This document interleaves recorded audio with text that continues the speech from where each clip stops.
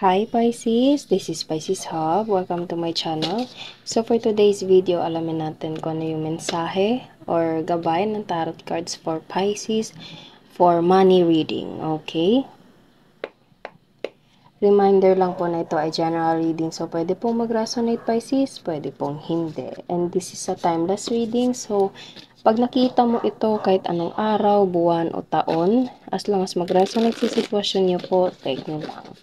Okay, and welcome po ang lahat ng gender. So, babae, lalaki, LGBT man yung nanonood and yung mga taong involved sa reading natin ngayon, take nyo lang po. Okay, so, pasensya na po, Pisces, kung meron po kayo naririnig ng mga background noises. Okay.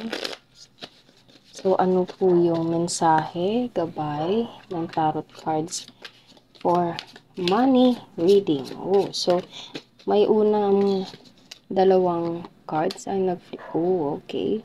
9 of Wands and 10 of Wands.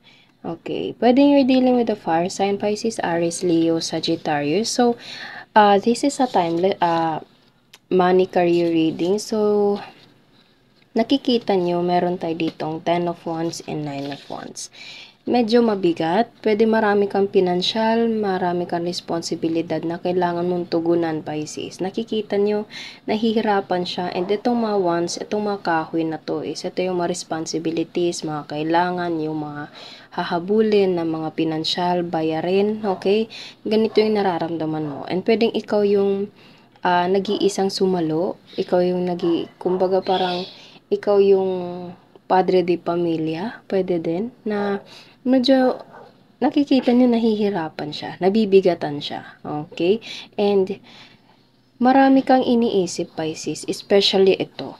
Okay, ang dami mong iniisip, ang daming tumatakbo sa isipan mo, nai-stress ka, pwede din.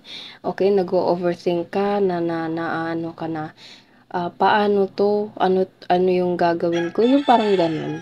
Okay, and meron tayong manok, so pwedeng there's a big significant meaning of manok. Okay, so take nyo lang po, Pisces, kung ano po yung mag-resonate, okay? So, sa responsibility sa pang-araw-araw, medyo nakakapag-isip ka ng mga bagay na gumugulo sa isipan mo and about ito sa responsibility sa pang-araw-araw na gastusin, okay? Medyo nabibigatan ka dito. Okay? So, ano pa po yung mensahe po for Pisces ng ating tarot cards? Ano po, meron tayo ditong 8 of Cups, Page of Cups, Temperance, and Page of Wands. Okay. Okay. So, there's a big possibility, Pisces, na parang itong card na to kasi is parang leap of faith. Okay? You have to try something. You have to something na parang take a risk. Okay? Kahit hindi mo alam kung saan patutungo, gawin mo. Okay? So, you have to take a risk. Leap of faith, pwedeng kung mayroon ng opportunity na kailangan pumunta sa malayong lugar, gawin mo.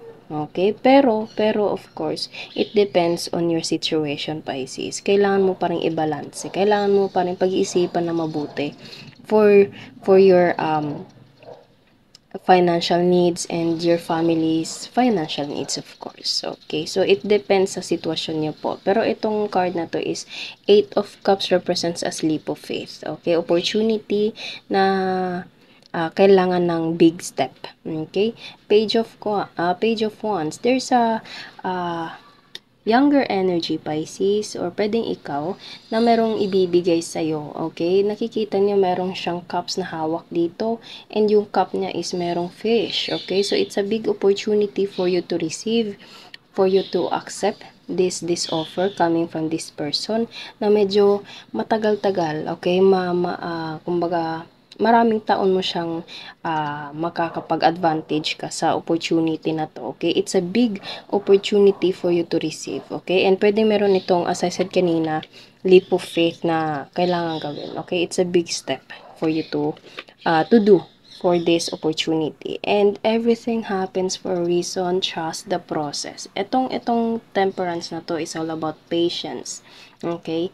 Waiting season. Okay? Trust the process. Hindi mo man alam kung ano yung mga gagawin mo. Hindi, pwedeng dito ka pa, Pisces. Okay? Or pwedeng meron ka nang natatanggap na opportunity and kailangan mong gawin to. Eight of Cups. Okay? And everything will fall into places. Okay? At the right time in God's perfect time. Okay? You don't have to kumbaga to doubt yourself, to stress, sobrang stress, kumbaga mag-overthink ng sobra-sobra, wag ganun. Okay? Kasi at the end of the day, Pisces, ikaw pa rin yung may hawak sa emotion mo, sa decision mo, sa sarili mo mismo. Okay? So, you have to think, you have to relax, you have to take a deep breath na kumbaga maging maayos yung estado ng pang-iisip mo for you to decide, for you to make a decision in the right way. Okay? So, kailangan maging maayos yung daloy ng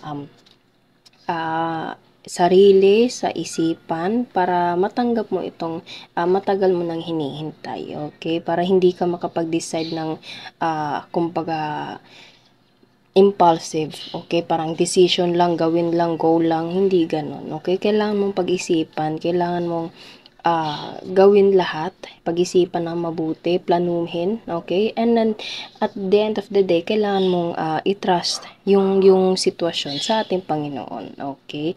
In God's perfect time, in God's will, in God's way, Pisces, okay? Pero don't worry kasi temperance is just trust the process. Everything will fall into place in God's perfect time. Okay? And Page of Wands. Yes, nakikita nyo, merong wands dito and matagal, mahabang panahon mo itong mapapakinabangan. Okay? Pwedeng ito si Page of Cups. Coming from this cup and fish na meron tayo dito. Ito yung parang, as I said kanina, mapapagtuunan mo ng pansin, ng atensyon sa mahabang panahon. Okay?